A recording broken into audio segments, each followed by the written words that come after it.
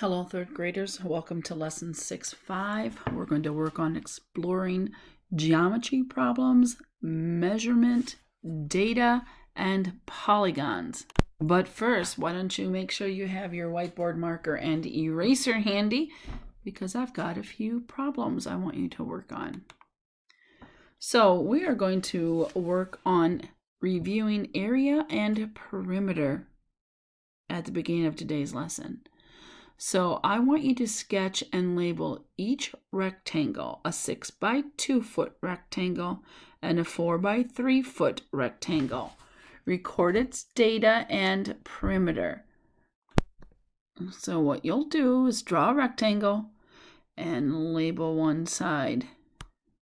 Oh, let's get the pen working. Sorry about that. Let's see if the pen works now. Label one side 6 feet and 2 feet. And the one down here, let's label it 4 feet and 3 feet.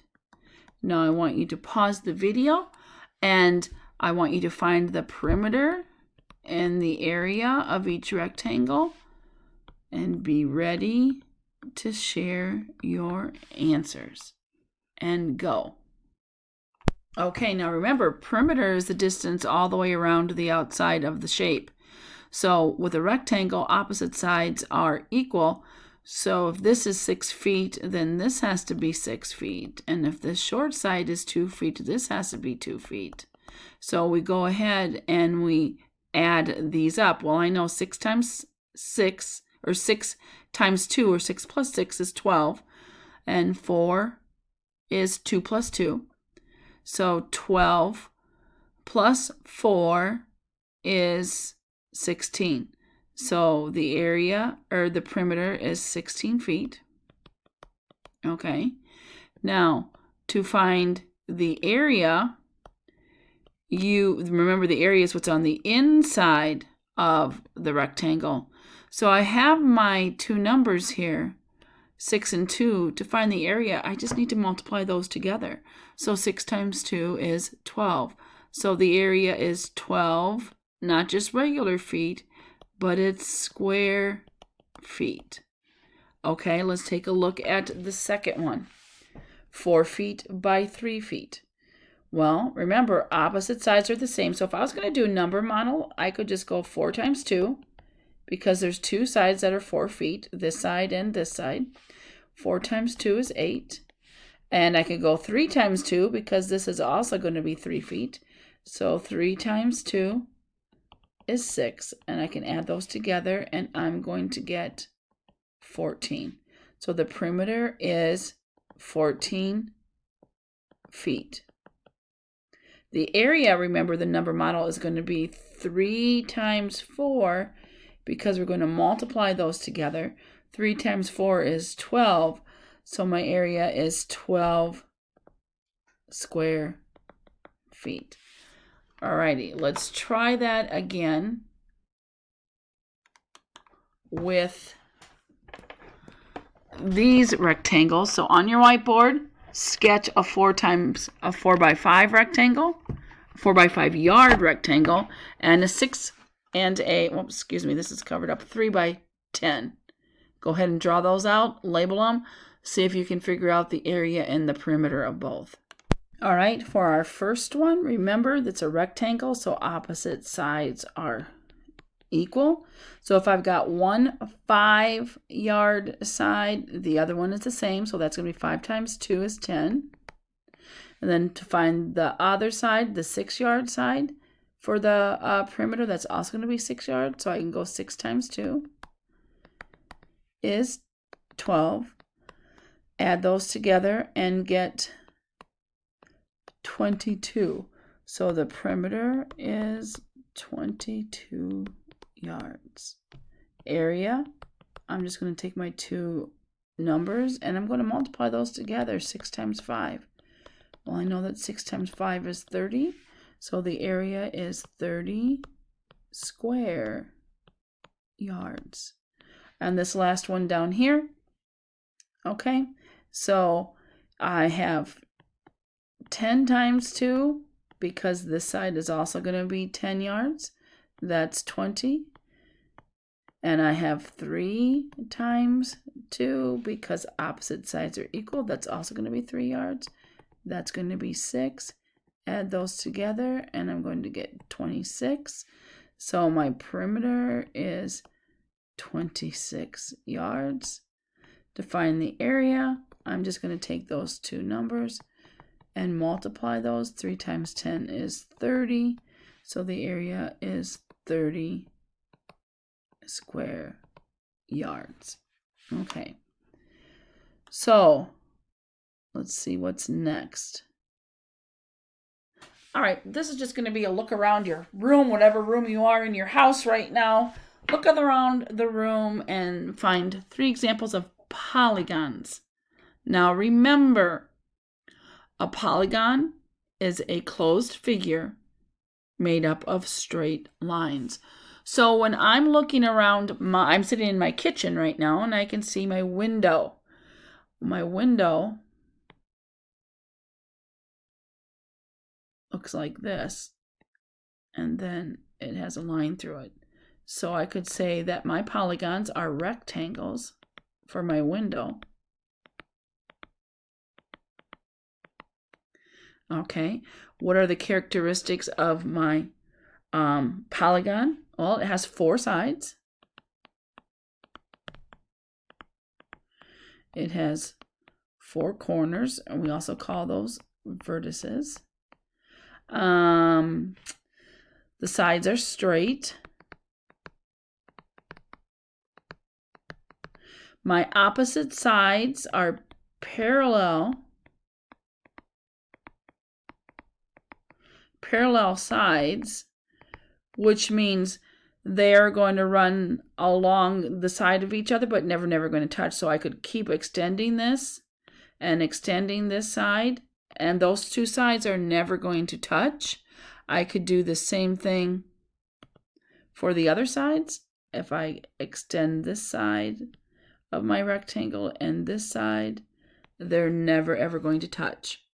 That's what we call the attributes of a rectangle.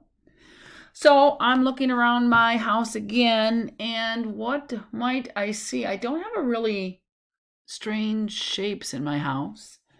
I see a door to a cabinet that I have, and it is actually more of a square shape. All right, and the attributes or the characteristics of my square shaped door in my cupboard. All 4 sides are the same length, because that's what I know about a square. I would say that my sides are parallel. My opposite sides are parallel because they don't touch. Again, 4 sides, 4 corners. Got my R over here. Okay, and maybe you might have a different polygon. Maybe you have a trapezoid or a rhombus or a hexagon. See what you can come up with and share the attributes with someone at home. Now, today is an exploration day, which means I have 3 different activities for you to try. If you have such supplies at home, fantastic, give it a whirl. If you don't, just read through them and see what you can come up with. This first one here that I'm showing you is called, let me open that up a little bit. So this is called solving geometry problems. Now, we know we did not have school on Thursday and teachers did not go to school on Friday of this week. And I'm not sure by the time you're listening to this what the weather has been for earlier in the week, if we made it to school or not. But if we make it to school, I will try to gather up some of these supplies and put them out in the milk crate so your family can pick them up. If that was not possible for me to do, if you have straws or twisty ties at home, you can try this. If you don't have them, then you don't have to do it. But here's what you do. So the first time you do this activity on the what to do, you're going to use straws and twist ties to make the shapes described on Math Journal, page 197. So you will need that out. Use a straight edge, which is a ruler, to draw the shapes you made on that journal page. Okay? Then it says the next time you do this activity, use straws and twist ties to make a shape your partner describes to you.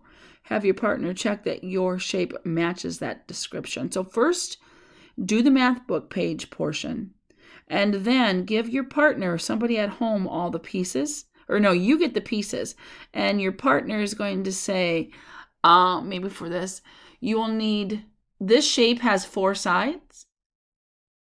Opposite sides are the same length. There are 4 corners. Opposite sides are parallel. And then you try to create it. So basically, your partner is going to give you the characteristics of a shape, and you're going to try to make it. This is fun. Now, the other activity to try, and you should be able to do this at home, it calls for a yardstick.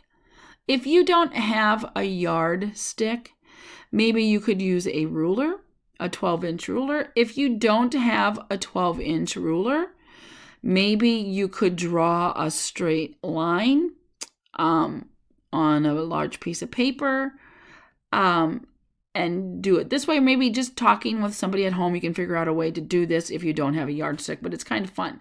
So what you're going to do is find the distance a penny slides when you slide it down a yardstick. So your target length that you want it to go is about 18 inches. Okay, so you are going to make a start line at the edge of your yardstick or ruler, and you're going to just kind of not fling, not throw, not whip, but gently give your penny a little flick of your finger to have it slide down or along the side of the yardstick. You can see here, here's your penny. So what he did is he gave it a little slide, not a whip, not a throw, not a toss, because you don't want it in the air. You just want it to glide along the edge of your yardstick. And then your partner reads the distance your penny slid to the nearest 1/2 inch of the yardstick. And you're going to record that on your whiteboard. Now it says your partner, but this is something that you and somebody at home can help figure out together. Okay? So after you have recorded the distance on your slate 10 times, maybe you could trade roles. Your family member can do the sliding of the penny alongside the meter stick or the yardstick. Okay? That's kind of a fun one to do too. And then the last one to do, you do have these shapes, some polygon shapes. I sent them home earlier when you started your journey as a virtual learner. You're going to need your Math Journal, page 198, and you're going to need your ruler. You should have one in your toolkit. You're going to use your ruler to find the perimeter in inches of the square pattern, and you're going to write that down on page 198. And then you're going to imagine just rolling that block one full turn along the ruler on the page 198. You can kind of see it like this. So you're just going to kind of imagine rolling it. And you're going to predict where it will land and circle that point on the ruler. So this is just kind of a fun thing to do. Read through all the directions, work on it at home with someone. There's even a little bit more you can do if you want to. Now these are just for fun today. Just for fun doesn't mean you don't have to do them. They're just for fun because it's just a fun thing to do with other people. Okay? When you get those fun explorations talked through or worked through, then here is a have to. Work on page 199 in your math journal.